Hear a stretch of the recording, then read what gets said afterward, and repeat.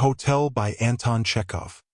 "Let me tell you, my good man," began Madame Nashatyrn, the colonel's lady at number 47, crimson and spluttering, as she pounced on the hotel keeper.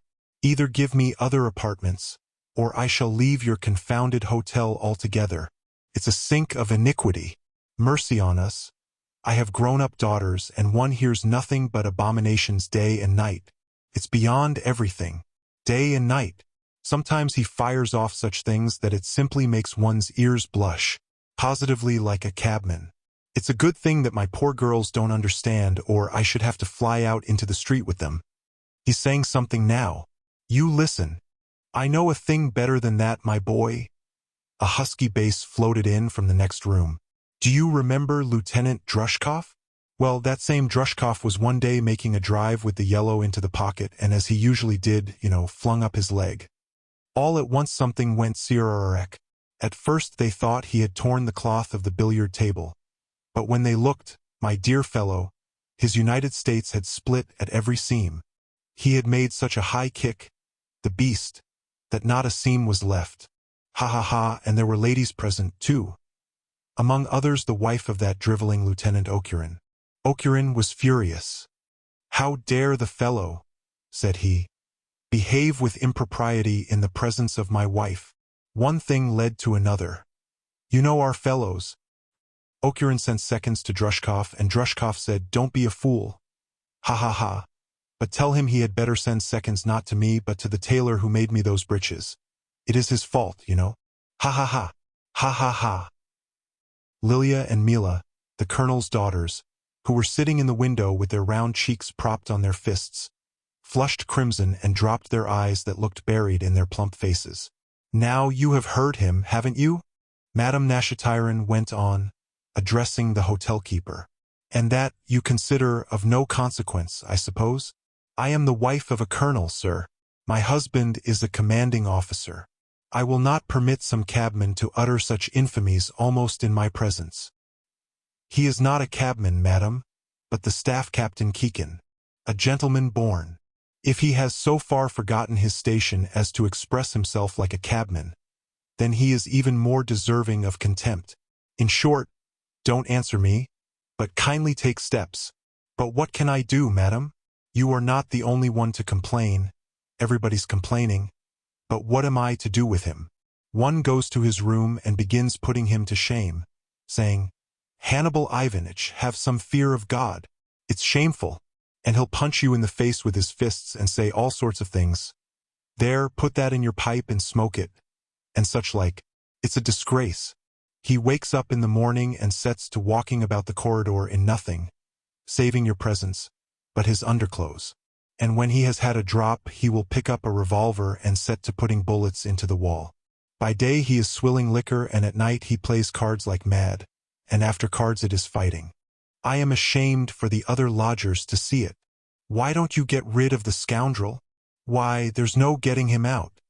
He owes me for 3 months, but we don't ask for our money. We simply ask him to get out as a favor.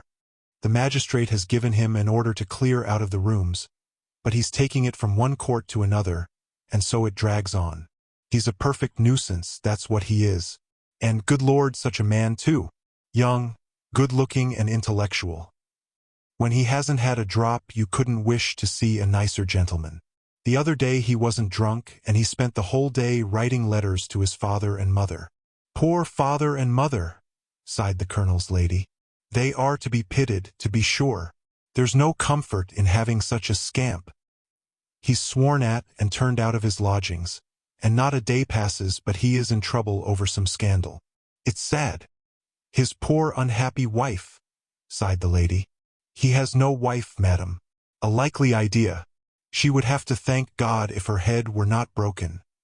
The lady walked up and down the room. He is not married, you say? Certainly not, madam. The lady walked up and down the room again and mused a little. Not married. She pronounced meditatively. Lilia and Mila, don't sit at the window, there's a draught. What a pity. A young man, and to let himself sink to this. And all owing to what? The lack of good influence. There is no mother who would. Not married, well, There it is.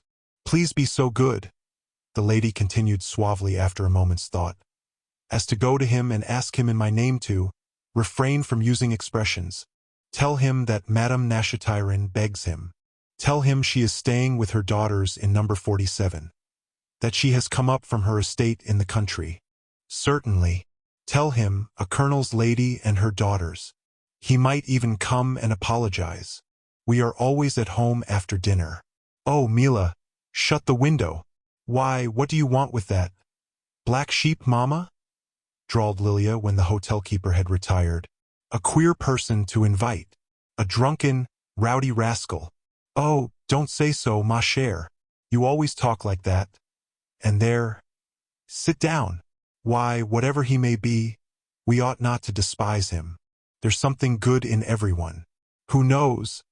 Sighed the colonel's lady, looking her daughters up and down anxiously. Perhaps your fate is here. Change your dresses anyway. Dear listener, we close the pages on another tale. A journey through words, imagination, and emotion. Here at the Falls Audiobook, where stories flow like a river's current, carrying you to distant worlds and uncharted depths. We thank you for joining us. As always, we invite you to linger a little longer. Subscribe to our channel to discover more stories waiting to be heard, each a cascade of voices, ideas, and artistry. And remember, every great story begins with a single word. Perhaps the next one will begin with you. Until our voices meet again, may your days be filled with quiet moments, rich pages, and the soothing sound of a story well told. This is the Falls Audiobook, signing off.